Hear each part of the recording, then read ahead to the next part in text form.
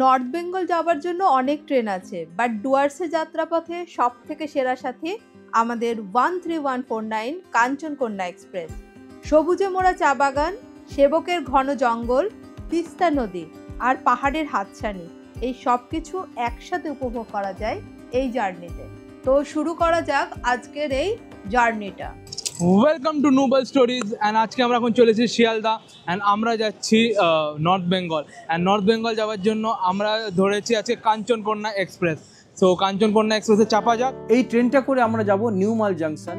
ট্রেনটা platform number 14 নম্বর থেকে ছাড়বে দেখা যাচ্ছে। তো আমরা এগিয়ে চললাম 14 নম্বর প্ল্যাটফর্মের দিকে। यात्रीगण कृपया ध्यान दें, गाड़ी संख्या 13149 कांचन कन्या एक्सप्रेस प्लेटफॉर्म संख्या 14 से प्रस्थान करेगी। আমরা এসে গেলাম কাঞ্চনকন্যা এক্সপ্রেসের B2-র সামনে। আমরা এই ট্রেনে করে আজকে যাচ্ছি নিউ মাল জাংশন। আমাদের গন্তব্যস্থল হচ্ছে ডুয়ার্সের এক অফবিট জায়গা।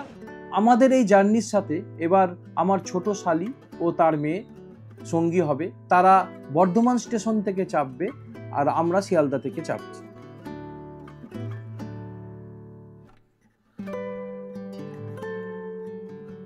কাঞ্চনকন্যা ফাইনালি আমাদের ছেড়ে দিয়েছে শিয়ালদার থেকে।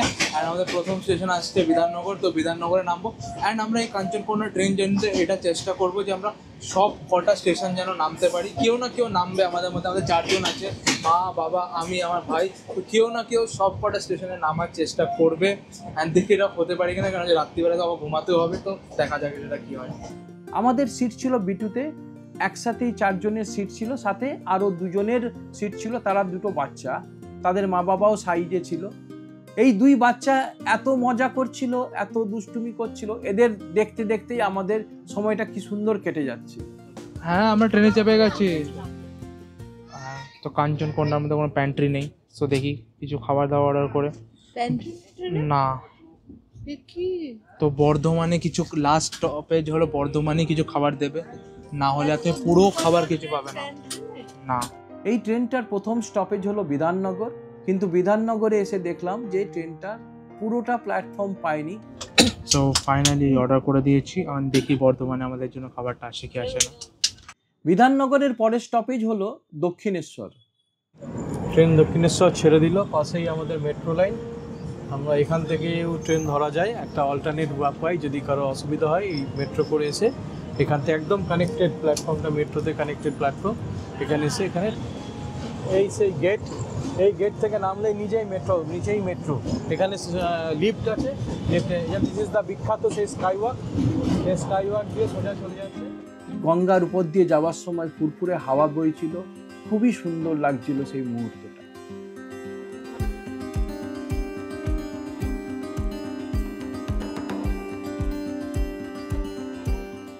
আমাদের নেক্সট স্টপেজ হচ্ছে বর্ধমান, আসবে অ্যারাউন্ড 10টার সময়।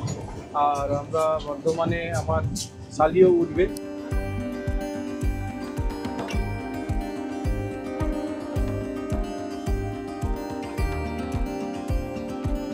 আমাদের ট্রেন এখন বর্ধমান ঢুকছে। তো ট্রেনটা লেট আছে, 10টা 15 নাগাদ টাইম ছিল, এখন 10টা 40 নাগাদ পৌঁছাবে দেখাচ্ছে।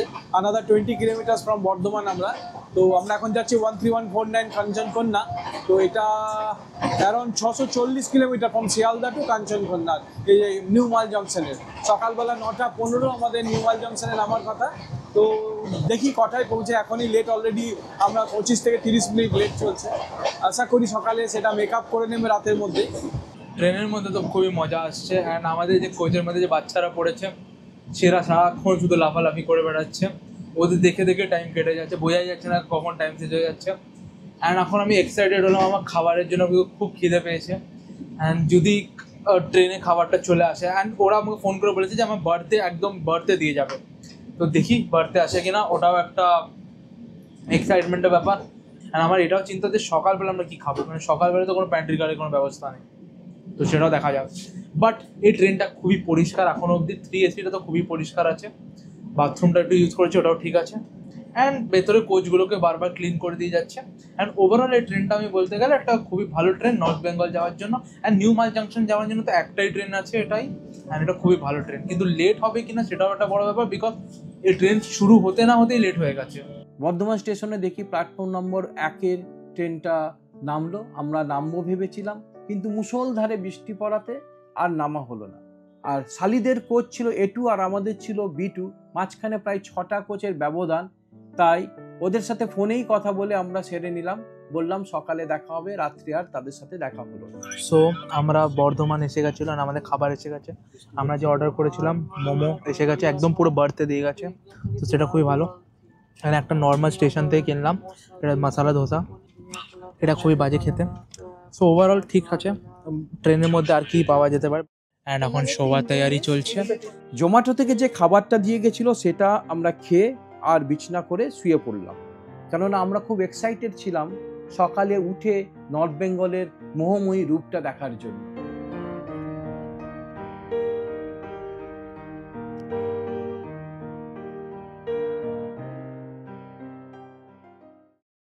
ভোরবেলা ঘুমটা যখন ভাঙলো, দেখি সূর্যের আলো বেরিয়ে পড়েছে, আকাশ একদম ঝকঝকে পরিষ্কার, আর আমাদের ট্রেনটা আস্তে আস্তে নকশালবাড়ি প্ল্যাটফর্মে ঢুকছে। আমরা এখন নকশালবাড়ি প্ল্যাটফর্মে দাঁড়িয়ে আছি। ছোটবেলা থেকেই জায়গাটার নাম শুনেছিলাম, কিন্তু কোনোদিন এই প্ল্যাটফর্মে আসার সৌভাগ্য আমার হয়নি। নকশালবাড়ি শুধু একটা জায়গার নাম নয়, এটা ইতিহাস, কৃষক বিদ্রোহী, শ্রেণী সংগ্রাম ও প্রতিরোধ রাজনীতির প্রতীক। এটা ভারতের রাজনৈতিক ইতিহাসের একটা গুরুত্বপূর্ণ মাইলফলক।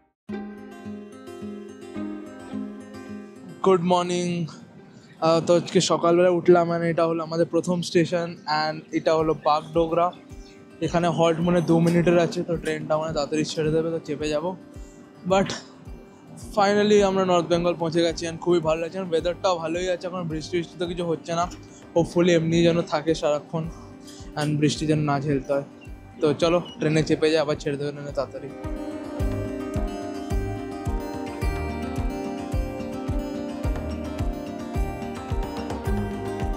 সো আমরা এখন শিলিগুড়ি জংশনে নেমে গেছেন, এখানে 15 মিনিট মতো দাঁড়াবে বলছে, এখানে ইঞ্জিন চেঞ্জও হবে। তো যাই রাঙার সাথে দেখা করে আসি, কেন রাঙাও আমাদের সাথে ট্রিপে যাচ্ছে, কিন্তু লাস্ট মিনিটে টিকিট কেটেছে বলে একসাথে হয়নি, 2 AC-তে আছে রাঙারা। তো রাঙার সাথে আমি যাই, দেখা করে আসি এখানে দাঁড়া দিকে আছে। তো আমাদের এখানে এখন শিলিগুড়ি জাংশনে আমাদের ট্রেনের ইঞ্জিন চেঞ্জ হচ্ছে, অ্যান্ড আমার এখানে মানে ডিজেল ইঞ্জিন লাগাচ্ছে, কারণ সেবক রোডে কাজ চলছে।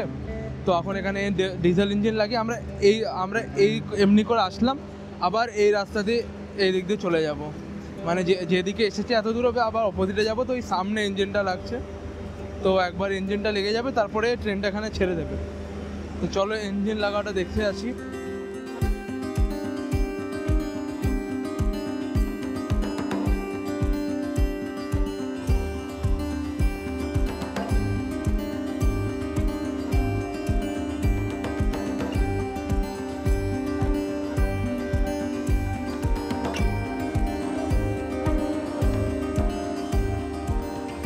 ফাইনালি আমাদের ইঞ্জিন লেগে গেছে, অ্যান্ড এবার আমরা ট্রেনে চেপে যাই।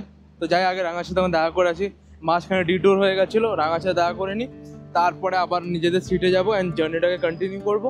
অ্যান্ড ওয়েদারটা যতটা ভালো এখন দেখা যাচ্ছে, আমি অতটা হবে ভাবিনি, আমি ভাবছিলাম বৃষ্টি হবে, ওয়েদার ফোরকাস্টে বৃষ্টি দেখাচ্ছিলো, কিন্তু এখানে তো ফুল রোদ।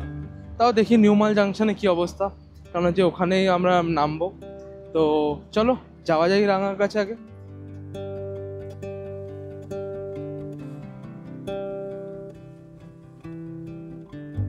তো আমরা এখন রাঙার সাথে দেখা করে নিয়েছি, কিন্তু দুজনই ঘুমাচ্ছে। তো এবার এখন শিলিগুড়ি ছাড়িনি, অনেকক্ষণ দাঁড়িয়েছি শিলিগুড়িতে। তো শিলিগুড়ি পরের স্টেশনই হলো নিউমাল জাংশন, কিন্তু শিলিগুড়ির থেকে নিউমাল জাংশন অবধি যে ভিউ আছে সেটা খুবই সুন্দর। তো এখন শিলিগুড়ি ছেড়ে দিয়েছেন, আমরা এই দিক দিয়ে এসেছিলাম, এখন আমার ব্যাগ যাচ্ছে এইদিকে, অ্যান্ড আমরা এবার নেক্সট স্টেশন হবে নিউমাল জাংশন। ট্রেনটা শিলিগুড়ি ছাড়তেই উত্তরবঙ্গের মোহময়ী রূপটা যেন ধরা পড়ল। দুর্দান্ত ল্যান্ডস্কেপ, নির্জন চা বাগানের নিস্তব্ধতা আর বনভূমির গা ছমছম নীরবতা, সব মিলিয়ে যেন প্রকৃতির এক অদ্ভুত মোহময়ী রূপ।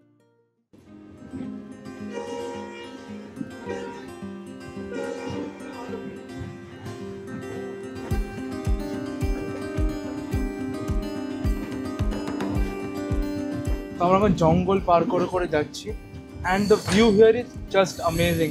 মানে আমি বলেছিলাম যে last part of the journey এই ট্রেনটার হলো অ্যামেজিং, অ্যান্ড তার জন্যই কাঞ্চনকোনা ট্রেন দ্য বেস্ট ট্রেন হয়ে যায় নর্থ বেঙ্গল আসার জন্য।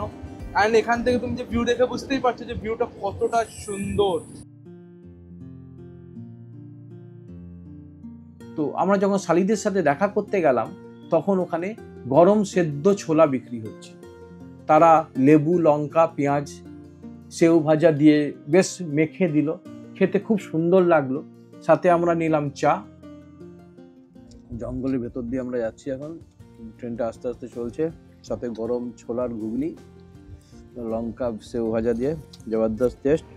ভিউগুলো এত সুন্দর দেখা যাচ্ছে অ্যান্ড কিন্তু ঠান্ডা কিন্তু এখন এখানে নেই, এখানে গরমই লাগছে এখন অবধি, আমাদের ঠান্ডা তো লাগেনি। আর কলকাতাতে এখান থেকে বেশি বৃষ্টি হচ্ছে, এখানে বৃষ্টির কোনো চিহ্নও নেই, এখানে বৃষ্টি হয়নি এখন অবধি। তো মনে হচ্ছে যে আমাদের ট্রিপটাতে ভালোই হবে, কারণ যেখানে বৃষ্টি কিছু নেই, তো ভালোভাবে ঘোরাও যাবে। But the scenic view amazing. था मैं खोया खुद को ढूंढ रहा हूँ, क्या थी मंजिल मेरी भूल चुका हूँ। अब तो जाने दे, जाने दे, खुद को खुद से मुझको मिलाने दे। था मैं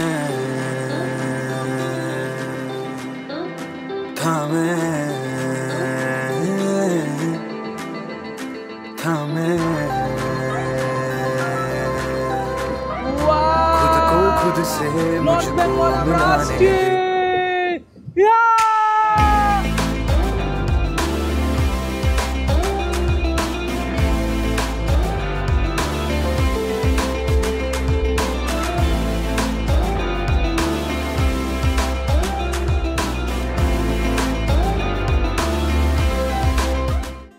নিউ মাল জাংশন আর মনে হয় 10-15 মিনিটের মধ্যে চলে আসবে।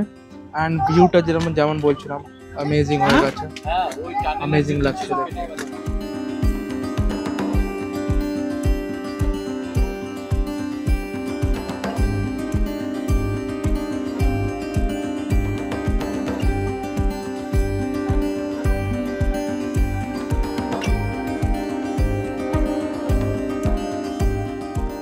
আমরা নিউ মাল জাংশনে নেমে গেলাম। ট্রেনটা 9:40 নিউ মাল জাংশনে নেমেছে। এখানে একটু হালকা রোদ, কালকে আমাদের কলকাতায় কত বৃষ্টি ছিল, আজকে একদম হালকা রোদ। তো আমরা এখন বাইরে যাব, গিয়ে আমাদের গাড়ি অপেক্ষা করছে। তো ট্রেনটা রাইট টাইমে পৌঁছে দিয়েছে। তো লেটস গো আউটসাইড। আমাদের ট্রেন যাত্রা এখানেই শেষ, কিন্তু গল্পটা এখনো বাকি। আমরা রওনা হচ্ছি ডুয়ার্সের দুটো অফবিট গন্তব্যের পথে, যেখানে অপেক্ষা করছে গভীর জঙ্গলের রহস্য, প্রবল স্রোতের নদী আর একের পর এক রোমাঞ্চকর অভিজ্ঞতা। এই জার্নির একটা মুহূর্ত যেন স্কিপ না করো, তাই এখনই লাইক, শেয়ার আর সাবস্ক্রাইব করে নাও আমাদের চ্যানেল নোবেল স্টোরিজ।